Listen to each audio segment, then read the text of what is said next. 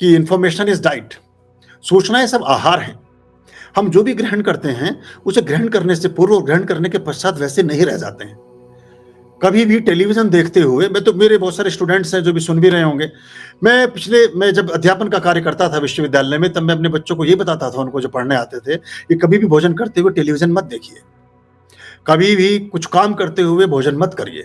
हम जब भोजन कर रहे होते हैं तो टेलीविजन पर आने वाले समाचारों से उत्पन्न होने वाले मनोभाव हम उस भोजन के साथ लपेट करके अपने शरीर में ग्रहण कर लेते हैं। अगर वहां हिंसा हो रही है तो हिंसा वाले भाव भोजन के साथ हम खा रहे होते हैं। अगर वहां घृणा हो रही है तो घृणा के, अगर दंगा हो रहा है तो उसके, अगर व्यभिचार हो रहा है तो उसके, अगर कहीं डर हो रहा है तो डर। तो ये सारा का सारा आपका रक्त मांस मज्जा वीर्य रज ये सब बनता है, इससे पूरे शरीर का निर्माण होना शुरू होता है। तो आप अगर निरंतर उसी तरह के भावोवेश में, अभी शुरू हो गया है समाजों में, लोग डाइनिंग रूम में बैठ जाते हैं, वहीं टेलीविजन लगा रखा है, उस पर समाचार चल रहे हैं सारे दिन। अब देखिए, आप नहीं कर सकते, पर हमारे आश्रम में कोई टेलीविजन नहीं है।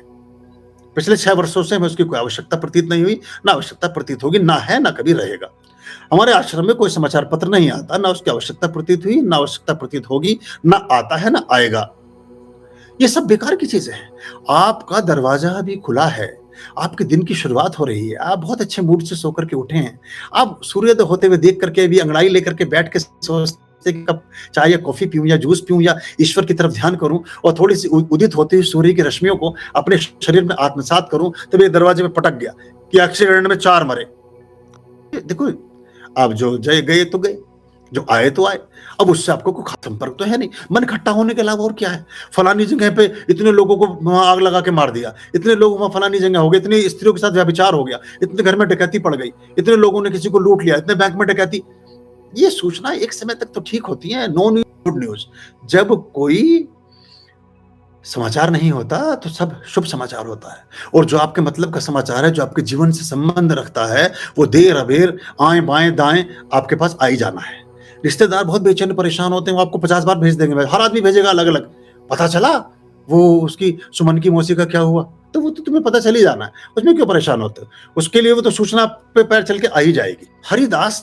हरिदास के जो शिष्य थे तानसेन, तानसेन तो राग मल्हार जब गाते थे तो दिए जग जाते थे, राग दीपक जब गाते थे तो दिए जग जाते थे, जब राग मल्हार गाते थे तो वर्षा होने लगती थी।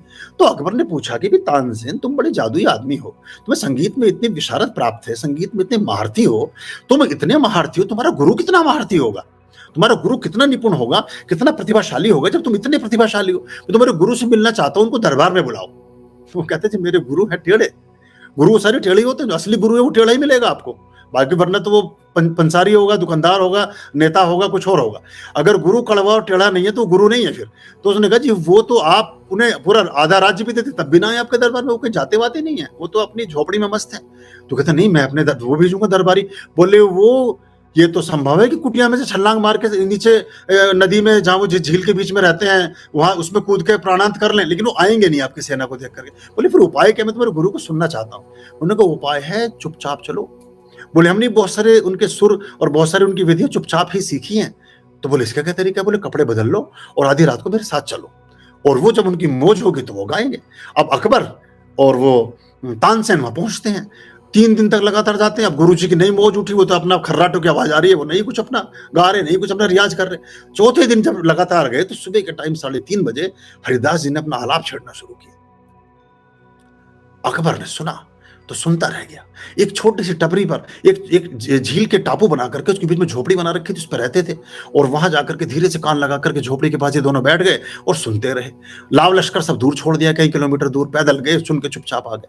सूर्य की पहली किरण फूटती उससे पहले दबे पांव अपना वापस आ गए। अकबर आए तो चुपचाप, रास्ते में कोई जिक्र नहीं, कोई माजरा नहीं, कोई बातचीत नहीं, कुछ नहीं। रथ पर बैठे, दरबार में आ गए, महल में आ गए।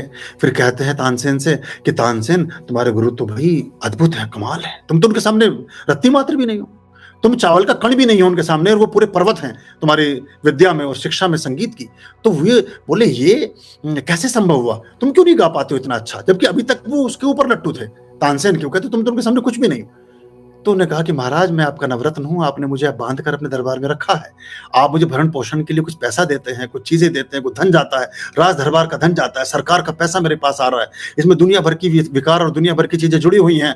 मेरा गुरु तो परमात्मा के लिए गाता है, वो किसी के पैसे के लिए नहीं गाता, ना कोई उसे दक्षिणा देगा इसलिए गाता, ना किसी की फीस में गाता। उसको तो मौज उठती है, वो तो ईश्वर को याद करके गाता है, इसलिए ग्रेस है।